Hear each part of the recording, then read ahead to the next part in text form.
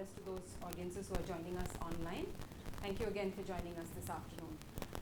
The format for the presentation today will be a short presentation by me on undergraduate education, and this will be followed by a short interaction with a current student, Anushka, who is studying at Arizona State University. She will join us after my presentation to share about her experiences of studying at Arizona State University, and she will also be available to take questions along with me at the end of the session. So initially I'll give a short introduction to the organization that we represent, and following that I'll go into the topic of undergraduate education. So Education USA is a US Department of State funded network. We are a global network of about 400 plus advising centers in about 170 countries. In India we have 7 Education USA centers. 5 of these come under the umbrella of the US India Education Foundation, and those are in the cities of Delhi, Mumbai, Kolkata, Hyderabad and Chennai. And we have 2 independent Education USA centers which come in the cities of Ahmedabad and Bangalore. Education USA in India is administered by the organization US India Educational Foundation. This is a binational organization that was set up in 1915 following the signing of a treaty between the Government of India and the Government of the United States. The purpose of setting up the US India Educational Foundation is to promote mutual understanding between citizens of the 2 countries through education and cultural exchange programs. And we do this by administering 2 programs. One is the Fulbright and Fulbright Nehru Fellowship, and the second one is the Education USA programs. And I'm an Education USA advisor. My name is Aparna Chandrasekhar. I'm based here at the Chennai Education USA Center. And we have 2 advisors in this center, and students who are interested to find out more information about bachelor's degree or undergraduate education or graduate degree or master's or PhD related education studies in the US are welcome to visit our center for information. So before I go into the presentation, I'd like to show a short app. We have recently, in collaboration with the US Embassy in New Delhi, the Education USA Center in India has launched an Education USA mobile application which students can download onto their mobile smartphones, and they can access a lot of information about studying in the US through this mobile application. Looking to study in the US but don't know where to start? Education USA is your official source of information on US higher education. And now it's available anytime, anywhere through the Education USA India mobile app. Use our simple 5-step checklist to begin and track your higher education journey. Chat with our answer bot to get tips and unbiased information on shortlisting universities, scholarships, standardized tests, student visas, and a lot more. Share your profile information with an Education USA advisor for help. Get notified and register for Education USA fairs, information sessions, and events near you. What's more, learn about student success stories and access useful resources on our social media platforms. All on the Education USA India mobile app. It's official, free, and just a tap away. Download it now. I encourage all students who are interested to know more about studying in the US to download our mobile application, and they can reach us through the mobile application as well. They may even send us their queries through the mobile app. So now let's go into the topic for today's presentation.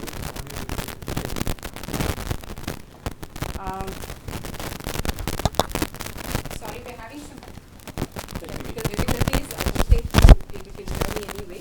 Some disturbance.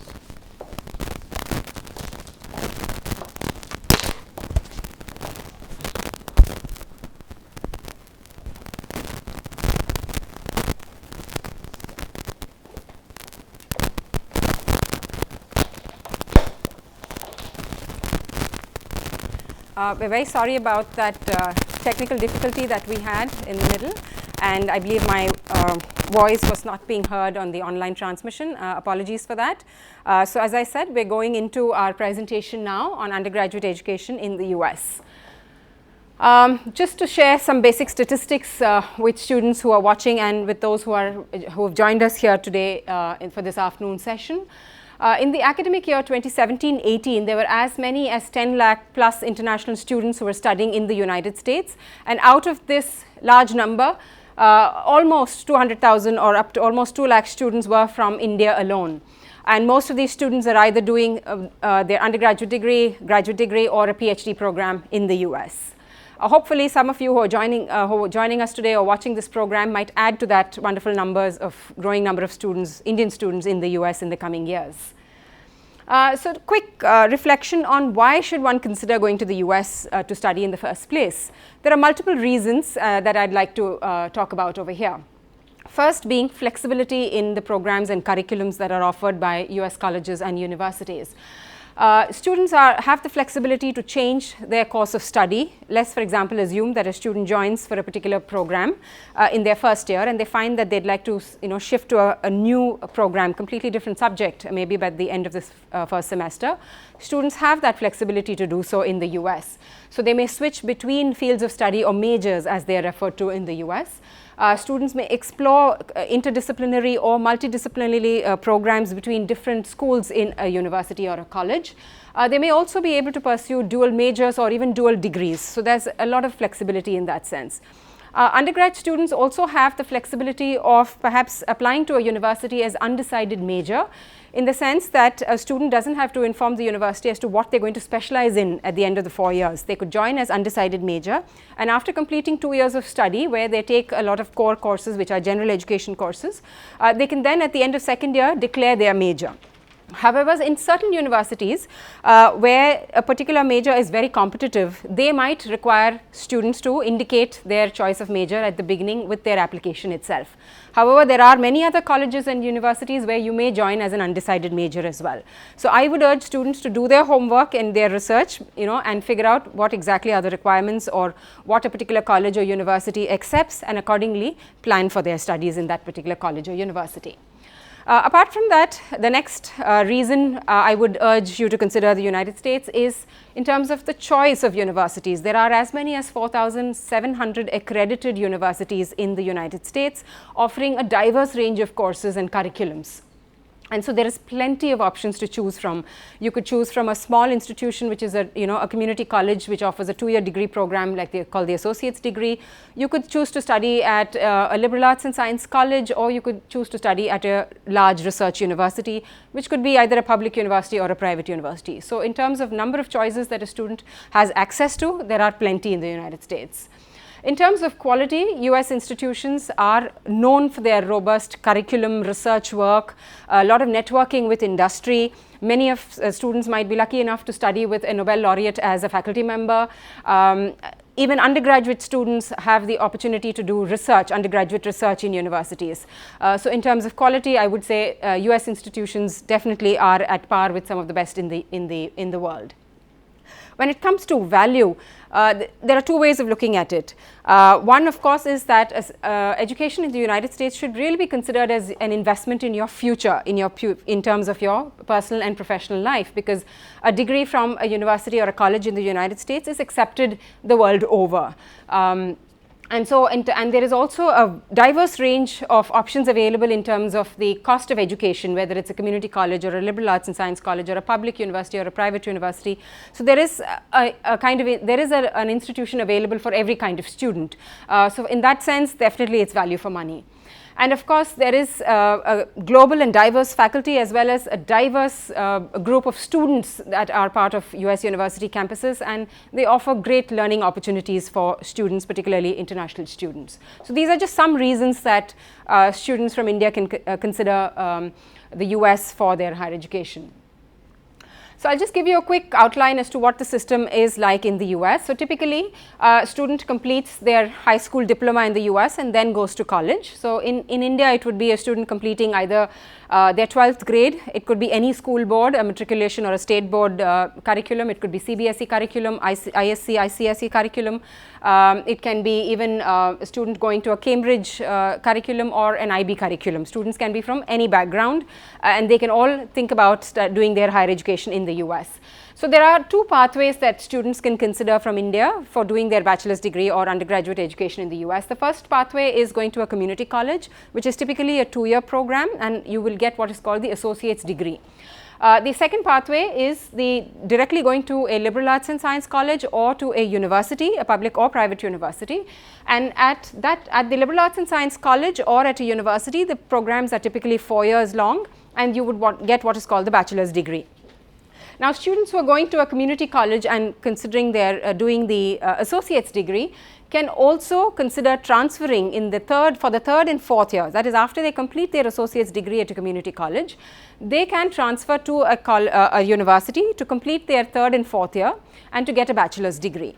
Now, what these students would need to therefore consider is whether their community college has an articulation agreement with the university to which they wish to transfer. So, that is something students must check before they are applying to a community college. So, both pathways are possible for students to consider. Of course, once a student completes their bachelor's degree, they can consider going for a master's degree and thereon to a professional program or to even to a doctoral level program. So, what kinds of institutions are there? There are of course community colleges, like I mentioned. There are liberal arts and science colleges, which can be both co-educational as well as women's only colleges. There are specialized institutions offering support for students with learning disabilities or physical disabilities, etc. So, there are colleges which are specific for those kind of students as well. There are of course research universities, public and private universities, and certain tribal institutions as well that cater to students in the US.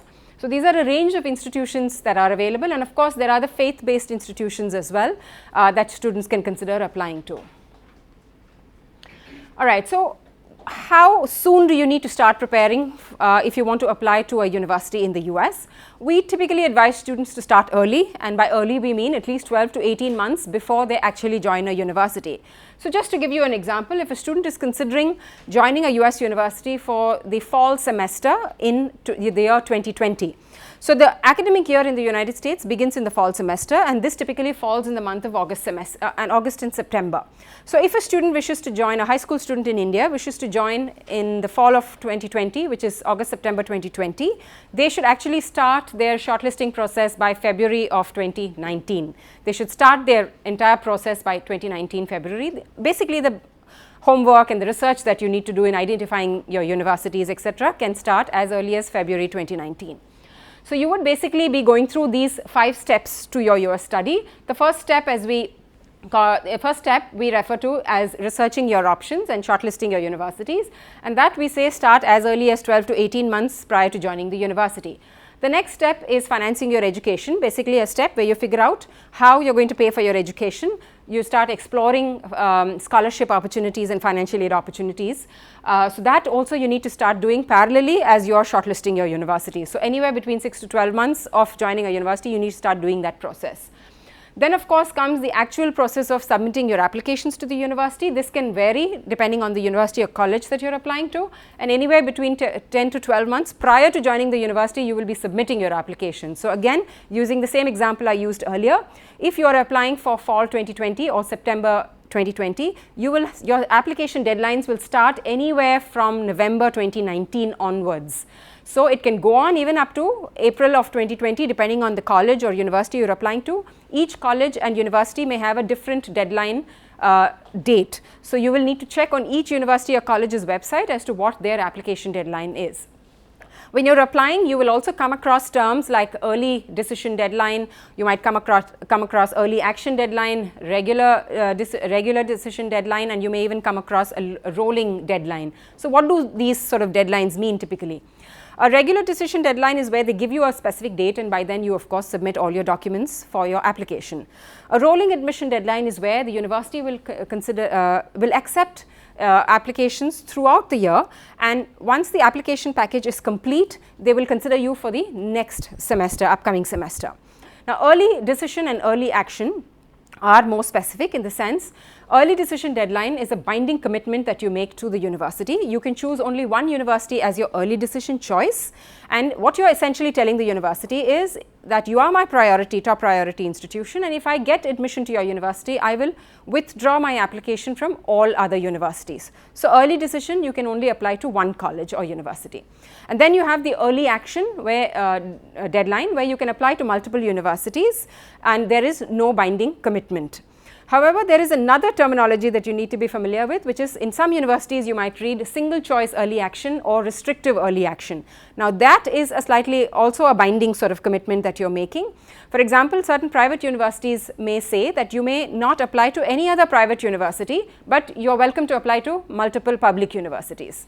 Right. So, this is what these various terms mean. You may of course read up more about what these terms mean on our educationusa.state.gov website. There is more information available, or you are welcome to reach out to us if you want more clarification on these terms.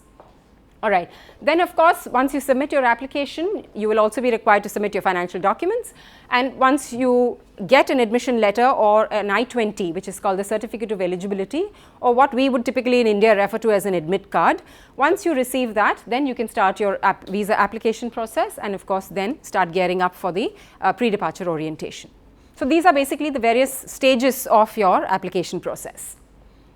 Alright, so basically for the application itself, you need to have your application package together. So what exactly goes into putting together this application package? You will be required to fill out an application form and pay an application fee. Now the application form also, there are multiple application forms that are available to Indian students to apply to the US, and I will talk about that later. Then of course you will need to submit your academic transcripts or mark sheets as we know them in India, and these will have to be from your 9th grade, 10th grade, 11th grade, and if you are a current student, then for your 12th grade you will have to submit your first term report also. And typically these transcripts have to be uploaded by your school onto the application portal or website that you are using to apply to universities. So please be aware of that. You will also have to submit your standardized test scores. Typically students are required to take either the SAT, that is the Scholastic Aptitude Test, or the ACT exam, the American College Testing exam. Either one of them would be required by most universities, especially if you are applying to a very competitive program or to a competitive university. These would be required definitely. There are of course certain schools that might be test optional or test flexible, and you will have to check on their website whether they are, but ideally if you are applying to a competitive school, it is important that you take these standardized tests. In addition to that, you may be required to take an English language proficiency exam as well. You have the option of choosing between TOEFL, IELTS and Pearson's test for English. Of late, there are many colleges which are also accepting the Duolingo English test as well, but my advice is when you are shortlisting universities, please check on their undergraduate admissions page as to which English language proficiency is acceptable, and accordingly plan to take that English language proficiency exam, right. In some cases, there is a possibility that the university may waive the English language proficiency requirement. That will depend on that particular college or university, and they will tell you on their website what are the conditions based on which they will waive that proficiency requirement. So please read up on that particular college or university's undergraduate admissions page. Apart from that, you will also have to submit a counselor report, which is typically again has to be uploaded by your school counselor. If your school does not have a counselor, then the vice principal or the principal at your institution can also submit that report online. Then you will have to get letters of recommendation. Typically these should be from subject teachers who have taught you a subject in high school, ideally your 11th and 12th standard. So it could be, if you are applying for an engineering program, ideally then you would get it from a math and a physics or a chemistry teacher. If you are interested in life sciences, then try and get one from a biology teacher. If you are looking at communications or journalism program, make sure you get one from your English teacher, right. So it can typically from teachers who have taught you a subject in school. So apart from the counselor report, you may need 2 letters of recommendation which are subject related.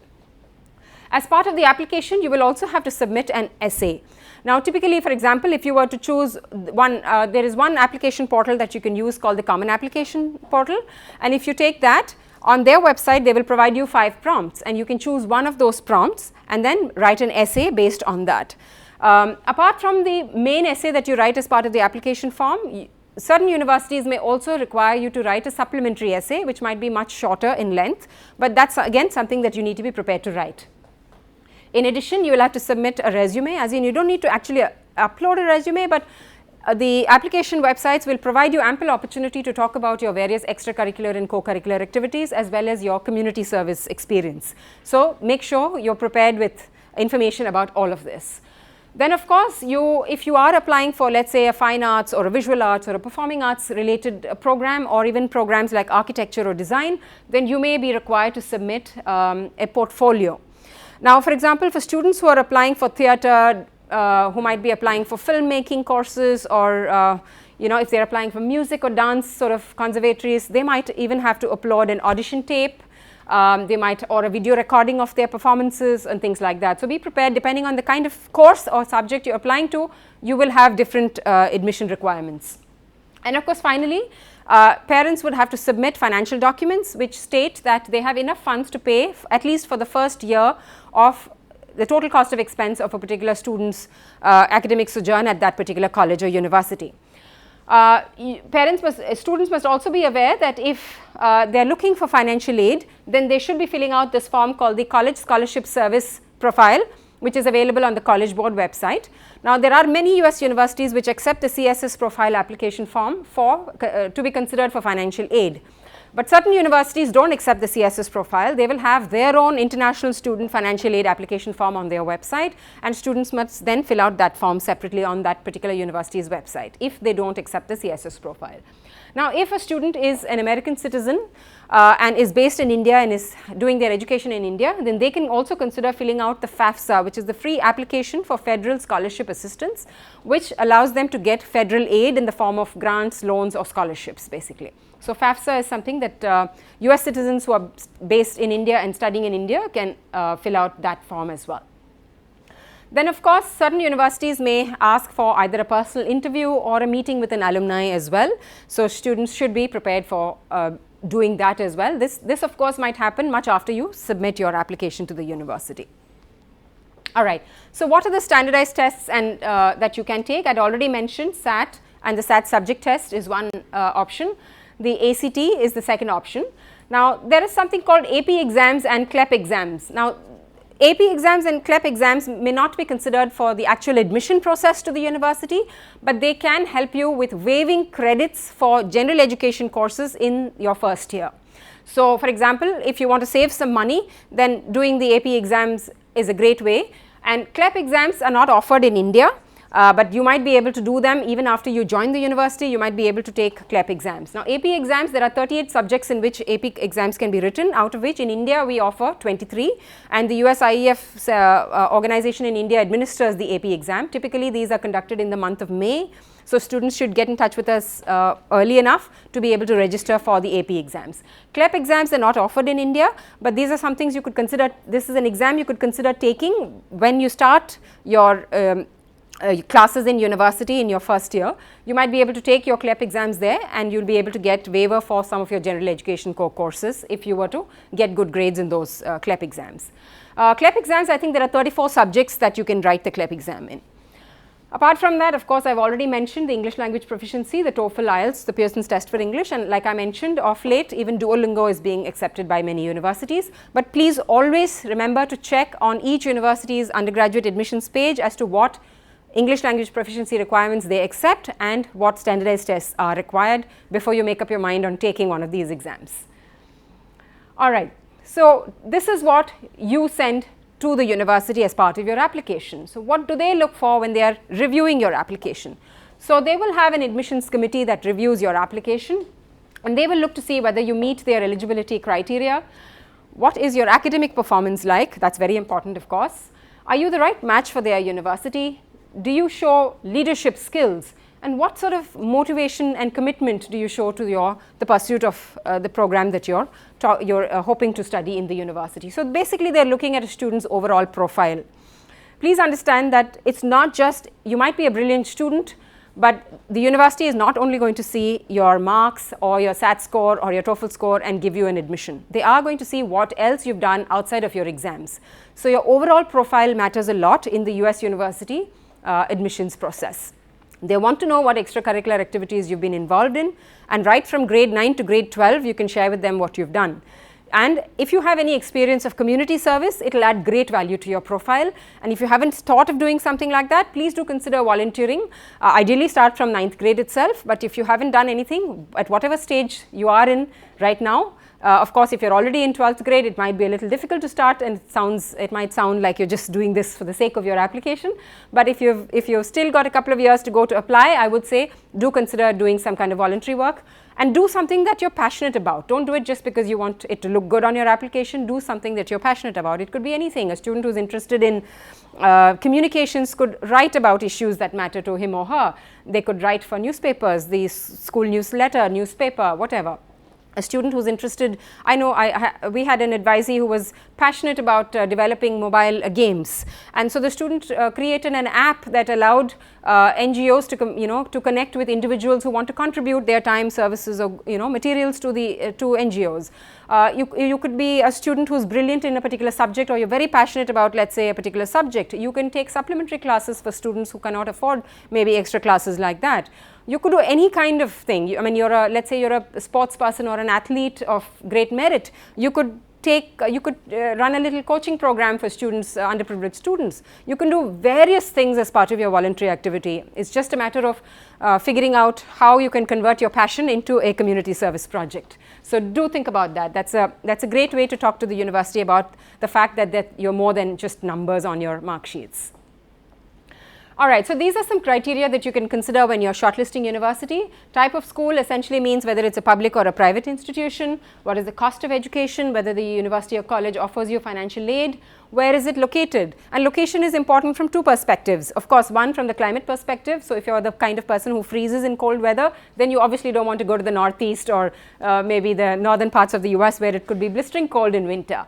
But if climate and weather is not a consideration for you, then think about location from the perspective of networking opportunities. Where can you interact with maybe professionals from industry or be part of organizations that are specialized in the kind of work that you do, or student chapters of industry association? How can you communicate with them? How can you work with them? So look at those kind of options. Of course, you must make sure that the major or specialized area of study that you're looking for is available in that university. What kind of housing options are available? What are the sports and clubs and activities that are available for you to explore as part of your undergraduate course in the university? Their admissions criteria is something very important, so you'll have to see whether you meet their criteria or not. And of course, finally, whether if you have any special needs, you must check if the university is able to support you for any of those needs. So here are some websites that you can explore to help you with shortlisting universities. I think those links are not very clear, but if you just Google those names which are in white on the left side, you should be able to find these options.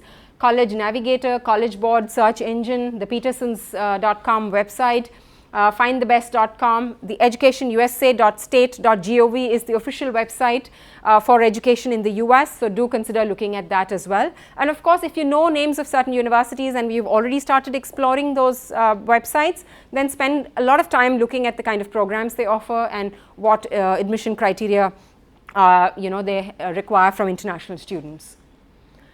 All right, so typically the undergraduate programs in university, the first 2 years, which is called the freshman year and the sophomore year in the US. Now, in the first 2 years, typically you will be doing a lot of core courses, which are general education requirements. It could be anything, and it could cut across various subjects. You could be taking courses from mathematics, science, humanities, and social sciences, irrespective, or even philosophy, for example. Irrespective of what you are ultimately going to specialize in your third and fourth year. In your first 2 years, students will be required to take a broad range of courses from different subject areas. All right. Then, of course, you will also be doing your major courses, which is about 25 to 50% of the number of courses that you do will be related to your major or your specialization. And then there will be minors that are related to your field of study and that you can take. And then, of course, elective courses you're allowed to take, which could be from any department other than the one that you are pursuing your major in. So these are a combination of courses that you can take when you're at doing your undergraduate degree in the US. All right, so then of course the most important question, can I get funded to study in the United States? Yes, it is possible to get some funding, and there are some scholarships and merit-based aid which is available. The need-based aid would be typically when you fill out the college scholarship services profile. CSS profile is what you will have to fill out if you are requiring need-based aid. But do understand that even need-based aid will be based on merit. So you have to be academically really strong to be able to get need-based aid also. All right. Apart from that, of course, there will be merit-based scholarships, fellowships, There could be some tuition waivers and loans as well. Loans, of course, not for international students. Those might be only for US students. But of course, tuition waivers might be possible. You might even be, if you're a very research oriented student, you might be able to get a research grant as well in your undergraduate program. Even that is possible. So what are some things that the university would consider when they're looking at your financial aid application? Of course, your academic achievements, your potential in your chosen field of study. Research may not be the case for all students, but it might be for a certain set of students, and of course, the department should have the money available to be able to fund you, right? So our website, the educationusa.state.gov website, please do look at that. There are a lot of financial aid resources we have shared over there, and that's something that you can explore, and I'll also break it down a little more detail for you. So one sort of avenue for you to look for financial aid is, of course, scholarships and fellowships that are provided to international students by the university or college itself. The other option is on-campus jobs. Typically, international students are allowed to work 20 hours part-time per week if the university is in session, and they are allowed to work 40 hours full-time per week if the university is on a vacation period. This, of course, these on-campus jobs, you must remember, will not pay for your education. They will only supplement your living expenses. So please don't depend on just on-campus jobs to pay for your entire tuition fee and all your expenses. That's not going to be the case. These will only help you supplement your living expenses. Please understand that. In addition to that, there are opportunities for internships and co-ops, or what's called the curricular practical training. Some of these could be paid, but they may not always be the case. So please make sure that you have a proper plan and budget in place for how you're going to fund your education. All right. Then, of course, these are some resources. Okay, I'm going to read them out. The first one, of course, is our Education USA website. Please do look at the financial aid section in that. Then there is the IIE funding for US study online. There is international scholarships for .com. There is scholarship help.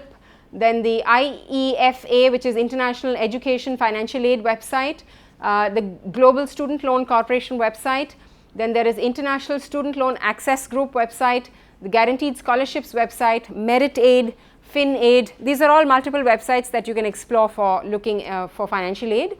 Apart from that, of course, the CSS profile, ISFA or FAFSA, which we've already spoken about. And finally, of course, you can also look at please do Google this hashtag. It's hashtag you are welcome here.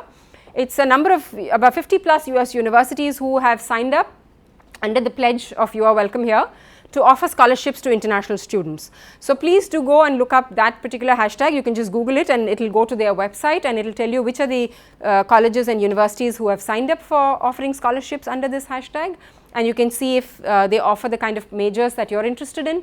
If they do, then you may perhaps apply to those universities for this particular scholarship. All right. On-campus employment, I've already spoken about it, 20 hours per week part-time if the school is in session, and 40 hours per week full-time when the university is on a vacation or a break period. You are eligible to do this only if you are a full-time student on an F1, J1 or an M1 visa, and of course it depends on availability on campus. And do remember what I said, you cannot pay for your education with what you earn on an on-campus job. It will only help supplement your living expenses. Then of course there is the curricular practical training and the cooperative internship opportunity. Now these are opportunities for you to gain some practical work experience, and this would be included in your curriculum. It depends on the university that you are applying to. They might be called differently in different universities, these internship opportunities.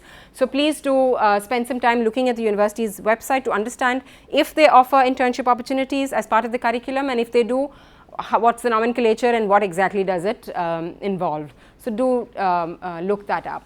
But what you must remember is that typically it can be in the field of study that you are majoring in. That is very important to remember, and it has to be approved by the designated school official at your college or university.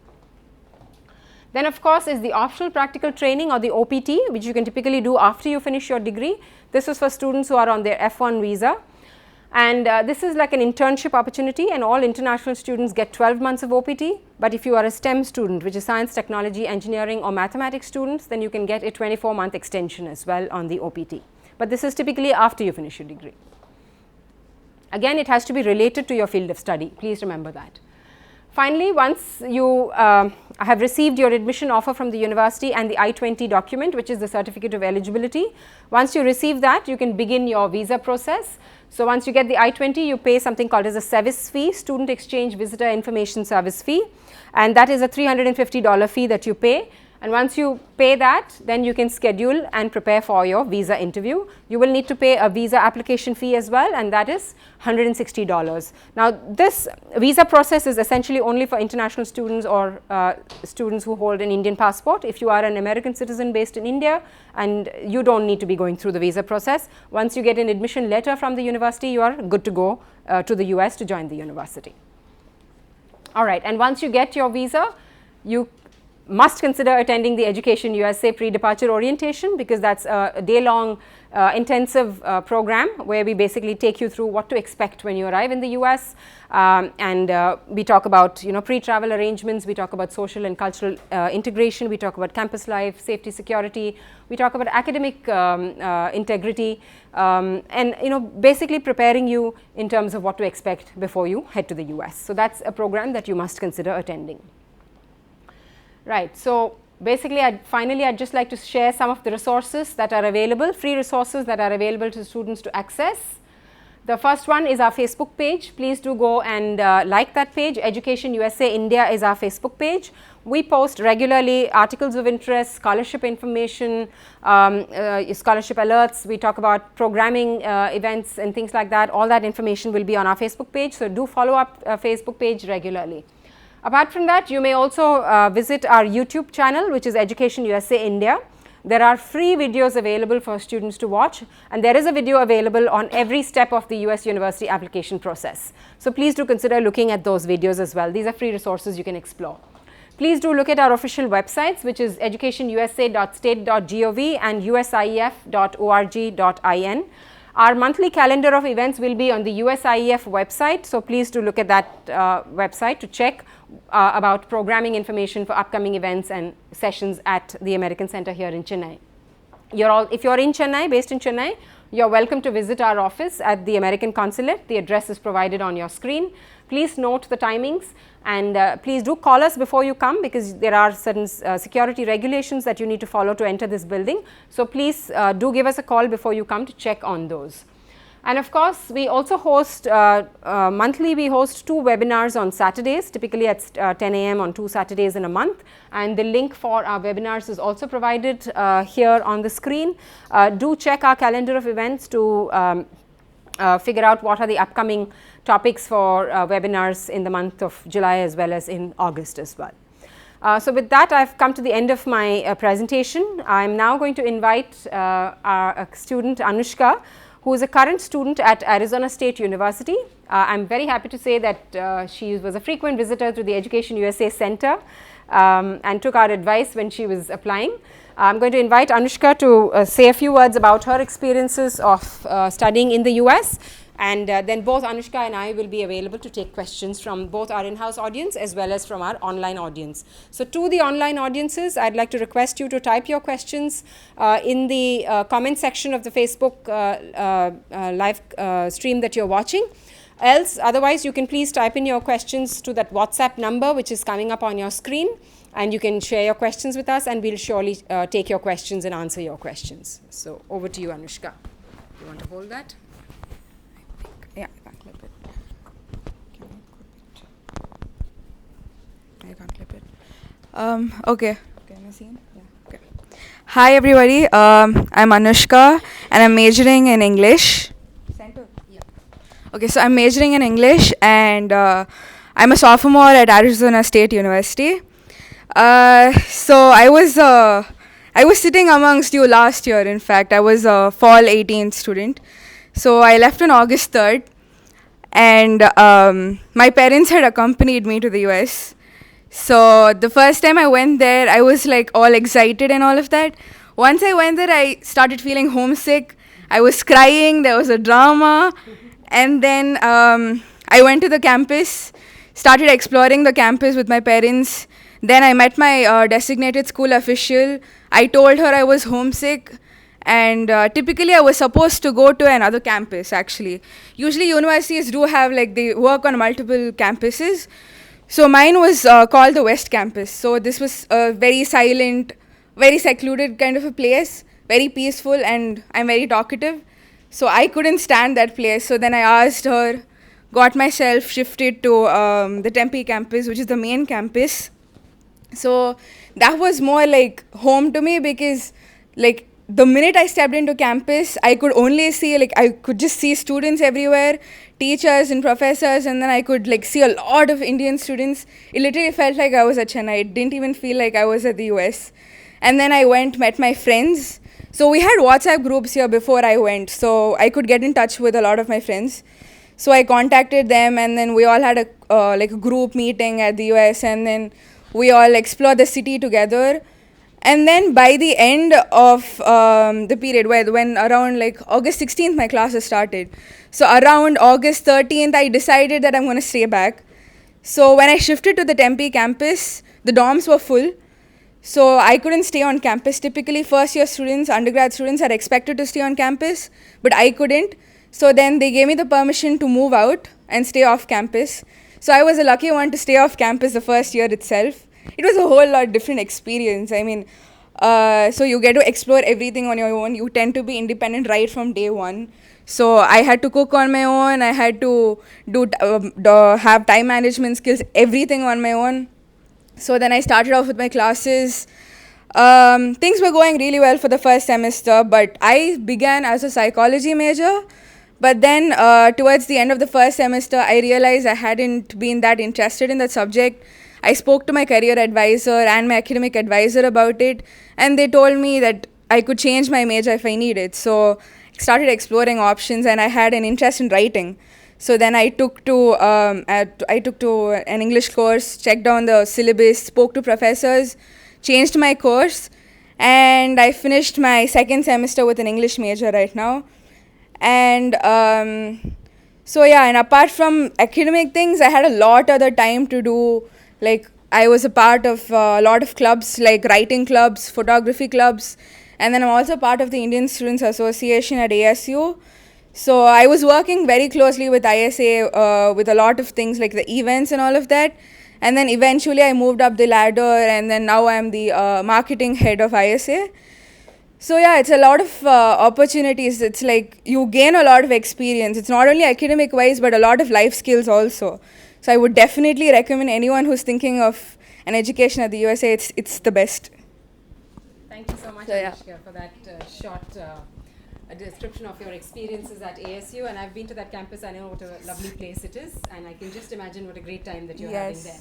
So we'll now open it up for questions. Sorry about that. We're going to be going back and forth for the mic. So we'll now open it up for questions. We'll start with a few questions from the in-house audience while we wait for our online audiences to type in their questions either in the comment section of the Facebook live stream, or you may send us your questions over WhatsApp as well. All right. Any questions from the audience? Yes, please. I have a question regarding the academic transcripts. And does the school have to send it to the university? How does it go? Right. So the question, just for the benefit of our online audiences, I'm going to repeat each question that you asked me here in the audience. The question was about academic transcripts and whether schools have to upload this or send it to the university. Yes, that is true. You will need the school to provide you an academic transcript. It could be, for example, on the school letterhead, and the principal can sign it, and it can have the school seal or stamp on it. Typically, they must indicate that how long the student has been a bona fide student of that particular school, and what kind of subjects that they have studied in, say, from 9th to 12th grade, what were out of how many marks were they evaluated, and then how many marks have they actually got in those particular subjects that they studied, and then also maybe something about the evaluation methodology the school can provide as part of that report, and then they can submit that online. So typically when you, let's say you're using the Common Application website, okay, that's something I must mention over here. I'll take this question as an opportunity to talk about that. So there are multiple application portals that you can use to submit applications to US universities. The most commonly used one is called the Common Application. Sounds funny, but it is. It's called the Common Application, and you can apply to about 700 plus US universities with that one application, okay? There is also the Universal College Application, and there is another one called Coalition for College Access. Now, these are three portals that you can use for submitting applications to US universities. There is also, however, if you're applying to certain states, like the state of California, for example, there is the University of California system, which is a group of 10 public universities, out of which 9 accept undergraduate applications. Now, they have their own website. It's called the University of California Applications, so UC App. So you'll have to Google that, and if you're applying to any of those 9 colleges in the UC system, you use a separate application website. Then there is the California State University system, which has 23 college universities under that system. They have their own application form. Then there are certain private colleges which may not accept Common App, may not accept Coalition, may not accept Universal College App. They may have an application form on their website which is exclusive to their college or university. Then you will have to fill it out on their website if you've chosen that to apply to that college.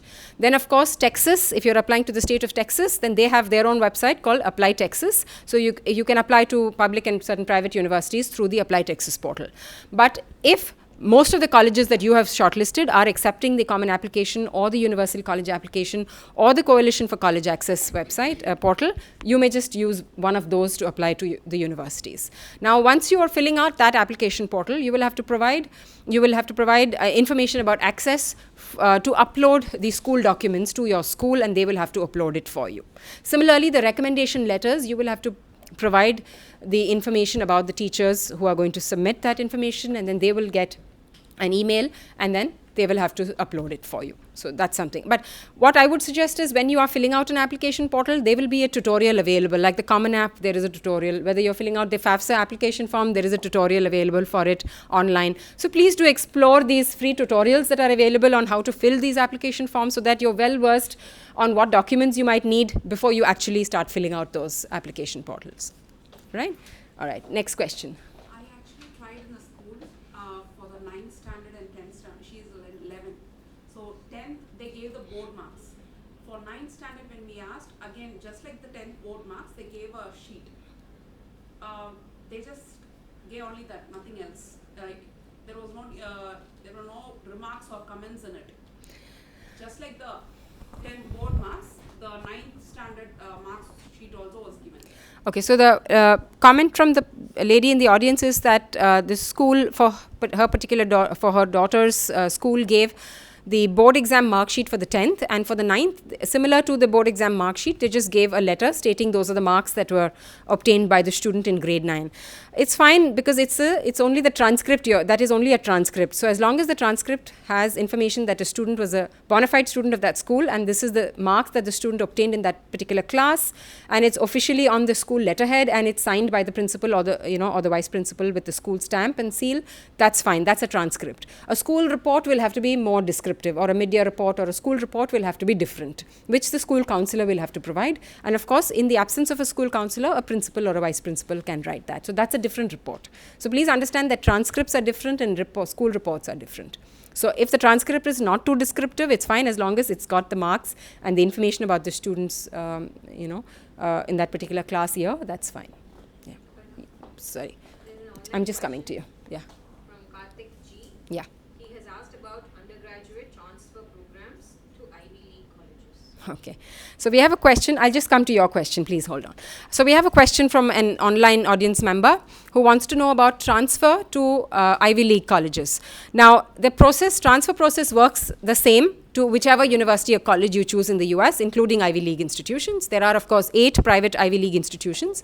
But irrespective of whichever college or university you're applying to for a transfer, the process might be more or less similar. But of course, it's always good to check with individual schools and colleges about their transfer policy. Typically, they would expect that an international student has completed at least 1 year of their college education, or in some cases, even 2 years of their college education in India before they transfer to the 3rd and 4th year of their bachelor's degree in the US. They might have specific admission requirements as a transfer student. It could range from, a specific essay, for a transfer student, which outlines why you want to transfer to a US university, halfway through your program in India. Or it could even require certain extra exams or certain what you might call extra specific course requirements they might have in terms of the number of credits you should have completed in your first 2 years in India or 1 year in India before you can be considered for transfer to the US. So my advice would be, please go, if you know the names of the universities that you're interested to apply to as a transfer student, please go to their undergraduate admissions website, look for information on transfer policy for international students. On that page, please look for information on eligibility criteria for transfer and try and see if you can fulfill all those conditions and then apply to them. If you have any questions, I would advise you to then email their undergraduate admissions office to check on what information you additionally need to provide them as a transfer student. So do check, it'll vary from college to college, university to university. So please check transfer policy on each university or college's website before you apply as a transfer student. All right. Anushka is also available to take questions. So if any of you have questions for her, please just mention her name when you are asking the question. So we'll go to another question from an audience member.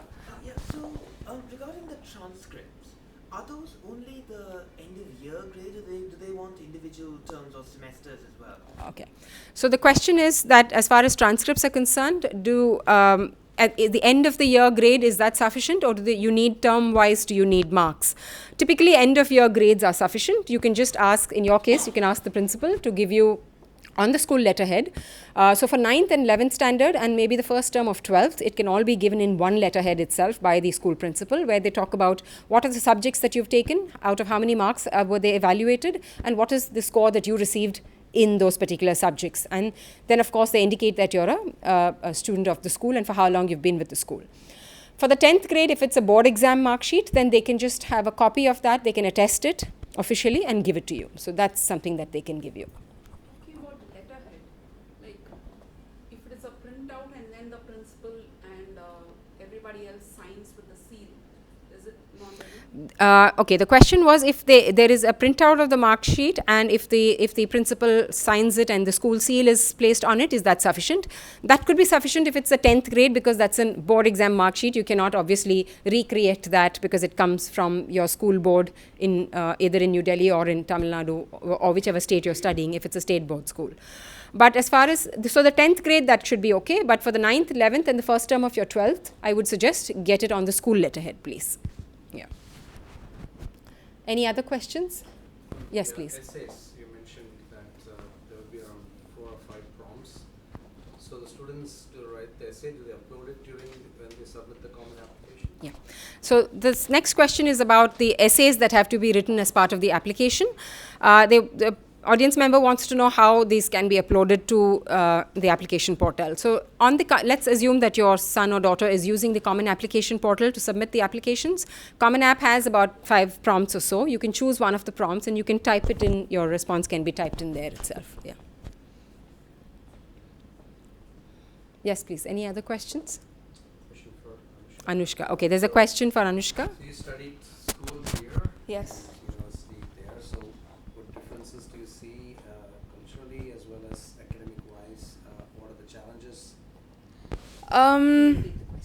So the question was, I studied here in India, like for my high school, and then I went to the US.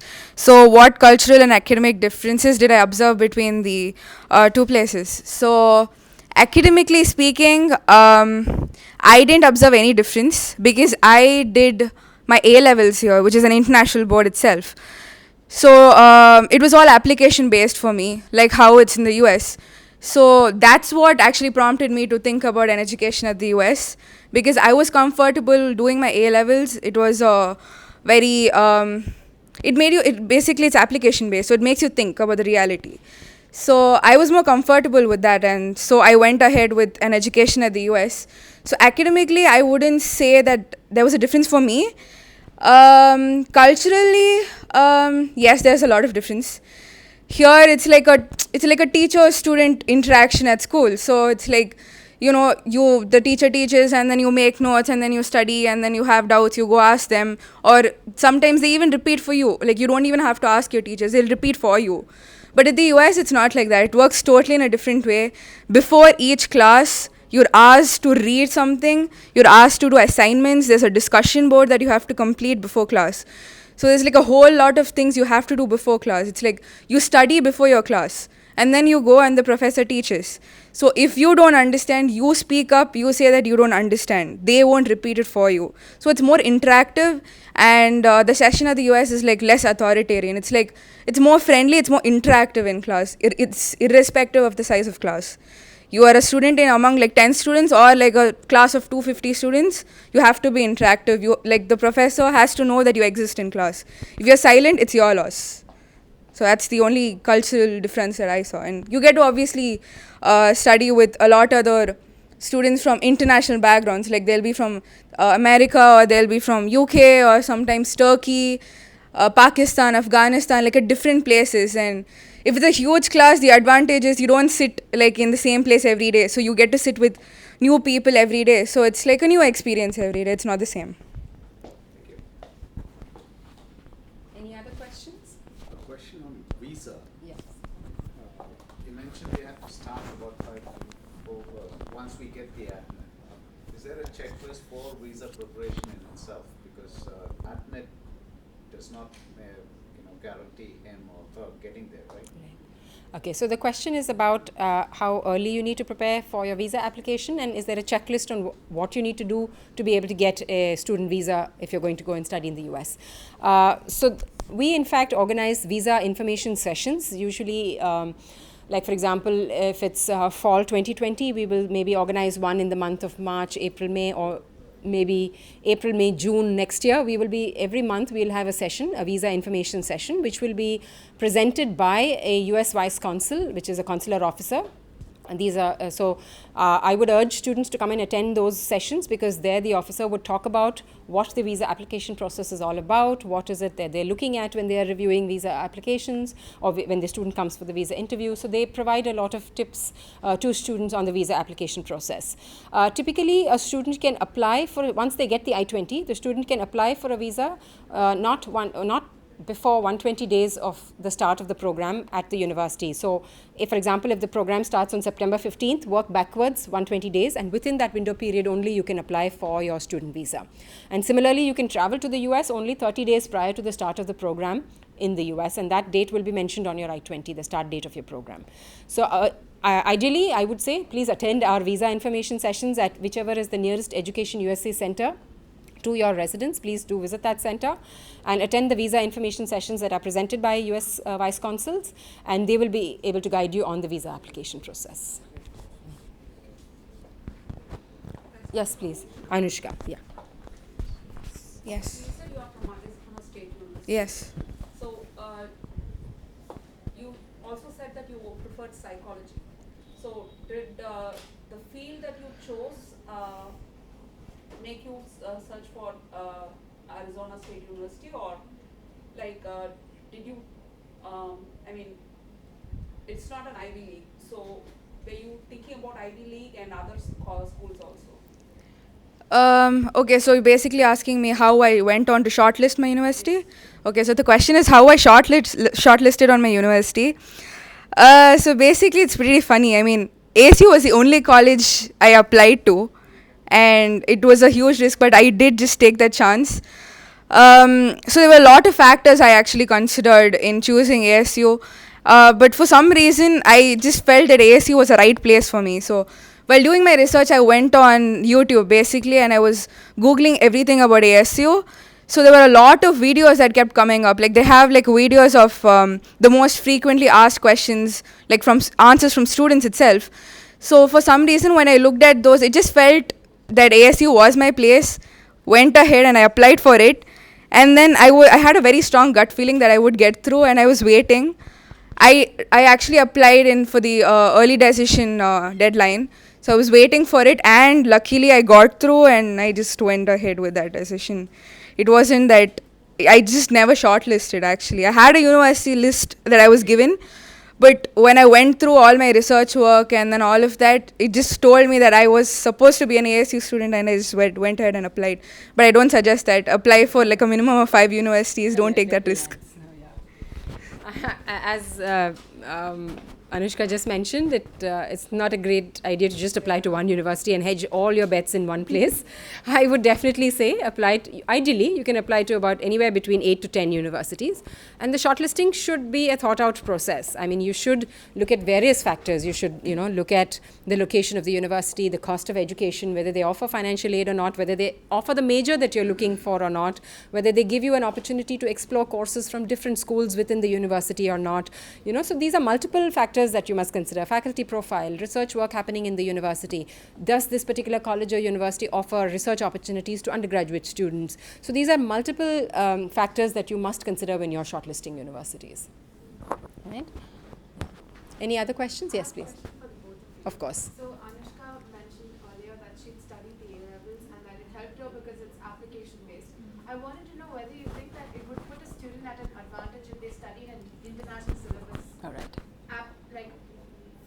For applications, like if you had to get accepted if you studied an international syllabus, as opposed to studying an Indian syllabus. Okay. Whether it benefits. Okay. So the question from the audience member is whether there is any advantage to studying in an international school board while they are here based in India, and does it make a difference to getting admission to a US university? I'll put it this way.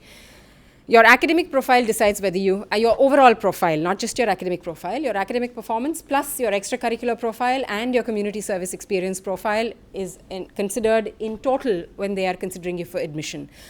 Just because you studied in an international school board, it doesn't guarantee you admission to a US university. Let me put it that way. We have seen students from state board schools, from CBSE boards. We've seen students NIOS, that is the homeschool students. We've seen them also get into US universities. We see students from the ICSE, ISE school board get in, from IB curriculum as well as from the Cambridge curriculum. So at our advising center, we've seen students from all school boards get into US universities. No particular school board guarantees you admission, but as I said, your overall profile as a student is what will help you in the admission process. All right? So is that the same question that you had for Anushka? All right. So your answer, I'm assuming, would be the same. Yes. Okay. Yes, please. Bachelor's, you mentioned there's 4 years and there's 5 years degree, right? So is the 5 years getting a master's as well? Yeah. It could be that in some universities, they might have an integrated, like a BS MS program or a BA MA kind of program, which might be a 5-year program. So when a student is doing the exploration process, like I can give you an example of an advisee of mine who went to Northeastern University. So he is on this BS MS track. So he, in 5 years, gets to complete his bachelor's degree and master's degree in computer science. So that's the reason I put it down as 5 years. So the option of this integrated BS MS kind of program might be not available at all colleges or universities. So you might want to, as part of your shortlist, that can be one criteria for considering if the university allows you to do that or not. And the community college path also? Yes, even a student going to a community college can have that pathway available. Once they transfer to a university, they'll have to explore if, at that point, if they can have this integrated option available to them as well. Yeah. So if the student thinks of a particular field, and then after doing the 4-year program, they choose to move for medicine. Okay. So should they decide it in the beginning or only after the UG they move the medicine? Okay, so this question is related to studying medicine in the US, and does the student have to decide after 4 years of pursuing bachelor's degree as to whether they're going to go in for medicine or not? Okay, so that's a good question actually, because I don't know if you recollect, there was one slide initially where I spoke about the professional degrees. These degrees are actually master's level programs. So whether you're applying for medicine or law or business, these are master's level degrees. So in the US, you have to first finish 4 years of bachelor's degree. Then you take an exam called the MCAT exam, and then you apply for your MD program, which is the basic medical degree in the US. So after 4 years of bachelor's, MCAT exam, 4 years of MD, all right, which would be what we in India call the MBBS, would be, that equivalent would be the MD program in the US. Then you go in for another 3 or 4 years of residency. So in the US, it would mean, and of course, when you're doing the 4-year bachelor's degree or the undergraduate degree, you should ideally be on a pre-med track, where typically you will take courses related to biology, anatomy, physiology, etc. So you will be on a pre-med track. in your bachelor's degree. Then of course you take the MCAT and go for your MD program. There are some medical schools in the US which also offer an integrated BS MD program, which is for 7 years. Now not all medical schools allow international students to take that program, so you will have to do your homework and research as to which medical schools in the US accept international students for this integrated program. If not, if the ones that you're looking for don't accept, then in that case you will have to do the 4-year degree, do the MCAT, and then apply to medical school. And then of course thereafter the residency. So similarly for law as well, a student who wants to go and do law in the US, they have to do the 4-year bachelor's degree first, then take the LSAT exam, and then go in for the 3-year JD program or the Juris Doctor program. After the 3 years of Juris Doctor, they can then apply for the 1-year LLM program. So that is the pathway for law students and medical students in the US. All right. Any other questions? You have a question for Anushka. Yes. Because you said you were interested in psychology, so what were the things that you initially did to show your interest in psychology? Okay, so the question was, because I was an initial psychology major, what kind of things I did to show that I was a potential in doing a psychology major there. So basically, the usual thing, like I did psychology in my high school, so I obtained a good grade in that. And then apart from that, I was doing it's not only academic, right? So it's overall. So for the overall performance, I volunteered at a few places.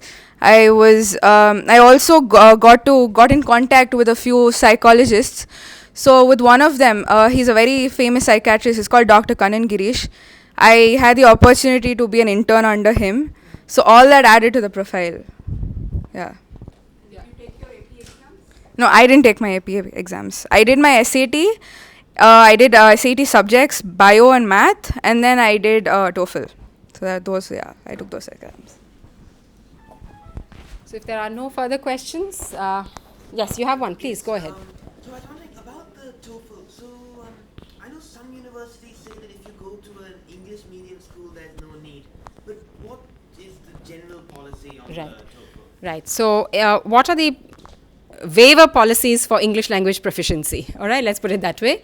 So it depends. Some schools, irrespective of whether you studied, as long as they see that you've studied in India, they might just ask you to take the English language proficiency exam. Some schools or universities or colleges might be willing to waive it if the medium of instruction for your education in the final 4 years of your high school was in English. They might be willing to waive it. Some universities and colleges might waive it if you did your high-level curriculum, AS level Cambridge curriculum, or if you did high-level courses in the IB curriculum, they might be willing to waive it. We have seen CBSE, ISE students also getting waivers because the medium of instruction was English in the final 4 years of their high school. But as I said, this policy varies from college to college and university to university, so please do check on individual college and university websites on whether they offer international students English language proficiency waiver, and if they do, what are the terms and conditions of that waiver requirement. So please do check with respective colleges. But we have seen students do get waivers. Yeah. All right. So if that was, yes, please. Do they provide scholarship in the field of filmmaking? At the bachelor's degree level itself? You're asking about the bachelor's degree itself, right? Okay. So the question is, do they offer scholarships for studying film studies courses at the bachelor's degree or the undergraduate degree level? Now, like I mentioned earlier, it depends firstly on the institution or college or university that you're applying to. Two, you might have to... New York Film Academy, I doubt they will. I haven't heard of them offering any scholarships for undergraduate programs. I haven't heard of any. But you never know. They might have one for the upcoming year or the year after. You never know. There might be an endowment available. So I would suggest please email them. Their international admissions representative contact information will be on their website. So please find that information, write an email to them and check with them if they have any specific scholarships available for international students, plus if there is anything available for Indian students as well. You will have to individually check for certain niche courses like this. You will need to check. I do know that at I think there are some other film schools which may have small scholarships available, but again, you'll have to do some online research for that and search for them. There are lots of film schools, universities with film schools in California as well, so you could look at that. You could look at Florida as well, another state where there are a lot of universities with courses on film studies. So do explore all of these options, and I'm sure some of them might have some option available. Yeah. Yes, please. How many times should a student take SAT ideally? Okay. So the question was, how many times should a student take SAT ideally? There is no ideal number of times that you can take it. Let's say the first attempt, you are not satisfied with the score you got, you can retake it. There is no limit to the number of times you can retake it. What you must understand is the universities do what is called as super scoring, which means, let's say in the first attempt, your evidence-based reading and writing section was brilliant, but your mathematics section wasn't so great. And in your second attempt, your evidence-based reading and writing remains the same and your mathematics improved, then they will take the best scores out of all your attempts. So that's called super scoring. So, but it doesn't matter how many times you take it. One exam in October that she can take, yes. That's the only one she can actually. Yes.